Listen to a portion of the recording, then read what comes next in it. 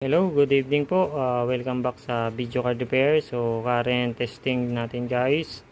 Ayan, so via display port. Ayan po, display port. So, running siya na stress test ng 34 minutes. Ayan, using 1080p resolution. So, ayan po. So, nirun natin sa position. Score natin. Ayan, 3,000 plus. So, minimum natin. Ayan po siya. So, ayan. Di-check po na lang. So, using 8K res optimized. So, GPU temperature natin 78 degree. Hotspot is 106. Fan speed natin is 60%. So, mababa siya hanggang 100% po yan. So, ang nire-repair po natin ay power color na RX 6600 XT. Ayan po. So, makikita nyo siya. Yung VRAM niya ay Samsung DDR6. 12GB po siya. Ayan. So, mataas yung GPU clock niya guys. Ayan. So, okay na po siya. Success na po siya for stress testing.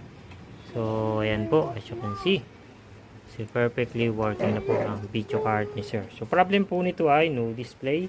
So, according sa ayan po siya. Problem ay no display. So, natambak daw ito. 1 taon na mahigit. Ayan, natambak.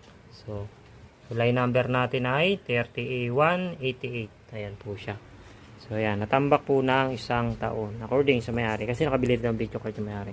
So, tinaray daw ipagawa din sa atin sa video card repair. So, sa kabutihang palad, naging successful ang repair. So, dumana din sa 14 stage of cleaning process via ultrasonic cleaner. Then, nag-replace na rin tayo ng thermal pad and thermal paste. Approved by owner. Okay, so okay na po siya. It's working fine. So, ito. Meron tayong for sale dito. So, low profile lang naman siya. Ito. Okay, so ayan, sa dami ng repair natin, tambak po, tambak. Ayan, so ayan pang ating update from Video Card Repair. This is